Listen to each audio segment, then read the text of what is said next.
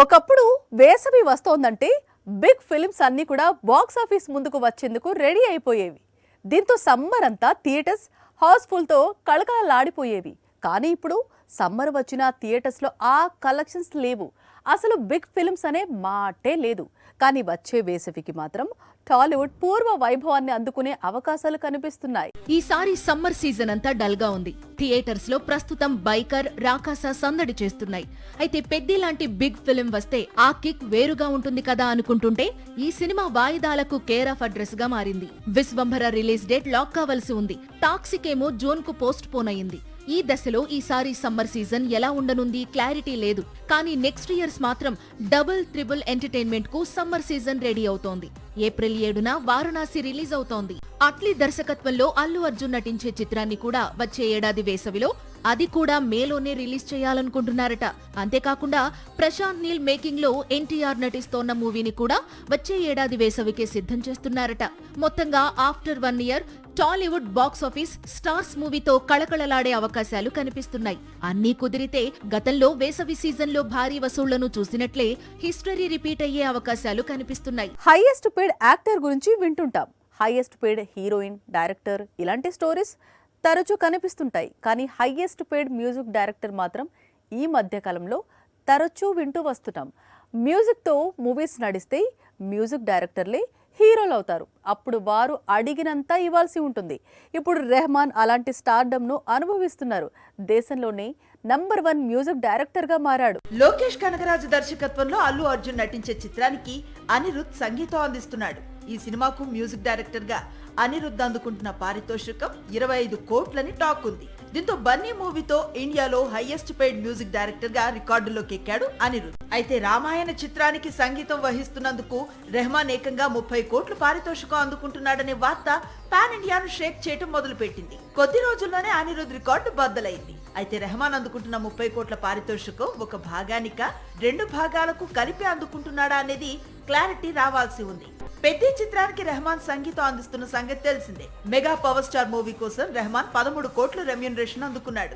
కానీ రామాయణ కోసం మాత్రం 30 కోట్ల పారితోషికంతో పాటు సినిమా విడుదలైన తర్వాత వచ్చిన లాభాల్లో నుంచి కూడా వాటా అందుకోబోతున్నాడు. మొత్తంగా రామాయణ ప్రాజెక్టు నుంచి రెహమాన్ 50 కోట్ల వరకు పారితోషికం అందుకోనున్నాడని బాలీవుడ్ వర్గాలు చెబుతున్నాయి. దీంతో ఇండియాలో మరోసారి రెహమాన్ నెంబర్ 1 మ్యూజిక్ డైరెక్టర్ గా మారాడు. మ్యారేజ్ తో కెరీర్ కు ఎలాంటి ప్రమాదం లేదని తెలిసిన తర్వాత పెళ్లిపీటలెక్కుతున్న హీరోయిన్స్ సంఖ్య రోజు రోజుకు పెరుగుతోంది. రీసెంట్గా రష్మిక హౌస్ వైఫ్గా మారింది. ఇప్పుడు మరో కథానాయిక పెళ్లిపీటలెక్కేందుకు రెడీ అవుతోందని సమాచారం. కేరళకు చెందిన ఆ కథానాయికకు టాలీవుడ్లోనూ చాలా ఫ్యాన్ ఫాలోయింగ్ ఉంది. ఇంతకీ ఎవరా heroine? Tillu square heroine Anupama Parameswaran ప్రస్తుతం పెళ్లికి రెడీ అవుతోందని మాలీవుడ్ లో ప్రచారం సాగుతోంది. కెరీర్ బిగినింగ్ నుంచి తమిళ, తెలుగు, మలయాళ చిత్రంలో బిజీగా ఉంది అనుపమ పరమేశ్వరన్. రీసెంట్ గా బైసన్ అనే మూవీతో తమిళనాట మంచి విజయాన్ని అందుకుంది. బైసన్ హీరోతో ప్రేమలో పడింది అనే ప్రచారం కూడా మొదలైంది. ఈ సంగతి పక్కన పెడితే ఇప్పటికే అనుపమ పెళ్లి ఖాయమైందని, వచ్చే నెలలో ఎంగేజ్మెంట్ జరగనుందని తెలుస్తోంది. మరి ఈ ఎంగేజ్మెంట్ ఎవరితో జరగనుంది? అనుపమకు కాబోయే వరుడెవరు అనేది ఇప్పుడు హాట్ టాపిక్ గా మారింది. అంతకు ముందు ప్రచారం సాగిన బైసన్ హీరో ధ్రువ్ విక్రమ్ తో అనుపమ 7 అడుగులు వేస్తోందా లేక పెద్దలు నిశ్చయించిన వ్యక్తితో పెళ్లి చేసుకుంటుందా అనేది ఆసక్తికరంగా మారింది. ప్రస్తుతం అనుపమ తెలుగులో ఒకే ఒక చిత్రంలో నటిస్తోంది. శర్వానంద్ హీరోగా, సంపత్ నంది దర్శకత్వంలో తెరకెక్కుతున్న భోగిలో ఒక కథానాయికగా కనిపించబోతోంది. శతమానం భవతి లాంటి హిట్ ఫిలిం తర్వాత వీరిద్దరూ కలిసి నటిస్తున్న చిత్రమిది. ఆగస్టులో మూవీని రిలీజ్ చేసేందుకు ప్రయత్నాలు జరుగుతున్నాయి. ఇప్పుడు ఇండియాలో మోస్ట్ వాంటెడ్ హీరో ఎవరో తెలుసా? ఇంకెవరు? ధురంధరుడు రణ్వీర్ సింగ్. ధురంధర్ 2 భాగాలు కలిపి దాదాపు 3000 కోట్లు కొల్లగొట్టడంతో రణ్వీర్ సింగ్ డేట్స్ కు ఒక్కసారిగా చాలా డిమాండ్ వచ్చేసింది. రణ్వీర్ అడిగినంత ఇస్తాం, డేట్స్ కావాలంటూ క్యూ కడుతున్న నిర్మాతలు ఎంతో మంది ఉన్నారు. కానీ ధురంధర్ మాత్రం మీరు క్యూలో ఉన్నారు, వేసి ఉండండి అంటున్నాడట. ధురంధర్ రిలీజ్ కి ముందు రణ్వీర్ సింగ్ పరిస్థితి చాలా దారుణంగా ఉండేది. అప్పుడు తన రెమ్యూనరేషన్ 50 కోట్ల కంటే తక్కువే.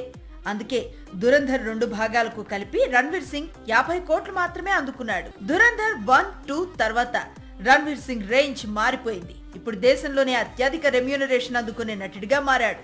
ప్రస్తుతం ఇండియాలో అల్లు అర్జున్ మాత్రమే మూవీకి 300 కోట్లకు పైగా పారితోషికం అందుకుంటున్నాడు. రణ్వీర్ సింగ్ ఈ రికార్డును బద్దలు కొట్టే అవకాశాలు కనిపిస్తున్నాయి.